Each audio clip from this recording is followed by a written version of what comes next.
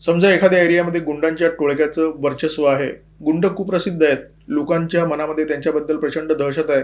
हे गुंड जेव्हा रस्त्यावर बाहेर पडतात तेव्हा लोक दरवाजे लावून घरी कडी लावून बसतात.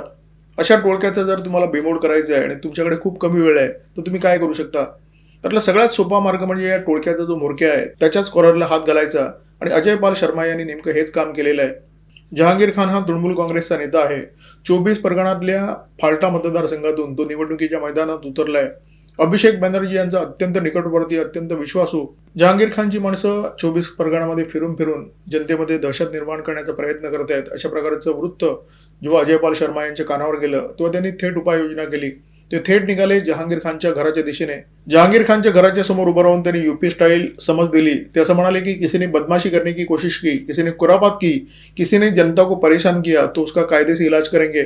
जहांगीर खान याला यूपी स्टाईलमध्ये समज देताना अजय पाल शर्मा यांनी जी भाषा वापरली, जो ॲटिट्यूड दाखवला, त्याच्यामुळे तृणमूल काँग्रेसचे नेते प्रचंड पिसाटलेले आहेत. की तुम्हाला असं वाटतं की 4 मे नंतर तुम्ही उत्तर प्रदेशमध्ये परत जाल, परंतु आम्ही तुमच्यावर गुन्हा दाखल करू, आम्ही तुमच्यावर चार्जशीट दाखल करू आणि तुम्हाला फरफटत पश्चिम बंगालमध्ये परत आणू. तृणमूल काँग्रेसच्या नेत्या महुआ मोइत्रा यांनी अजय पाल शर्मा यांच्या विरोधात ट्विट केलं इथपर्यंत आपण समजू शकतो.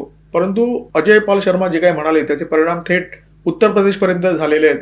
समाजवादी पक्षाचे नेते आणि उत्तर प्रदेशचे माजी मुख्यमंत्री अखिलेश यादव यांनी एक ट्विट केलं आणि त्याच्यामध्ये ते असं म्हणतात की अजय पाल शर्मा यांची चाचपणी संभल आणि रामपूरमध्ये झालेली आहे.